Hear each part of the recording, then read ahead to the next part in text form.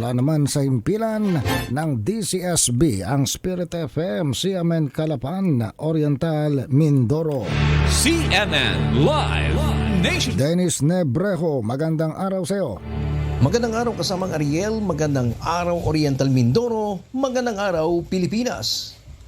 Muling nagpaalala ang Social Security System o SSS Calapan Branch sa mga employers na hindi iniriremit ang kontribusyon ng kanilang mga empleyado matapos ihain ni SSS Branch Head Imelda Familaran at mga kawani ang show cause order sa 10 establisimento sa bayan ng Roxas, Oriental Mindoro noong Mayo 21.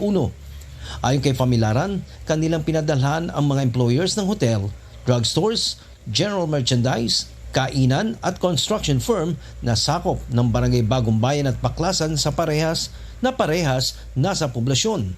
Dagdag pa ng punong tanggapan ng SSS, nakarating sa kanilang kaalaman ang hinaing ng mga empleyado matapos silang sumubok na mag-apply ng loan o mag-avail ng benepisyo ay kanilang nalaman na hindi pala iniuhulog ang kinakaltas sa kanilang sahod para sa SSS kung kaya agad silang dumulog sa naturang tanggapan. Nakasaad sa nasabing show cause order, meron lamang 15 araw na palugit ang kumpanya na tugunan ang nasabing utos at kung hindi pa rin ito aksyonan ay iaakit nila sa piskalya ang reklamo para masampahan ng kaukulang kaso ang may-ari ng establisimento. Ako si Dennis Nebrejo ng CMN 104.1 Spirit FM, Calapan City, Oriental Mindoro, nagulat na live para sa CMN Pilipinas.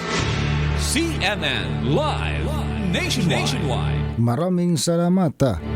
Dennis Nebrejo, mula po naman sa himpilan ng DCSB, Spirit FM, CMN Calapan, Oriental, Mindoro.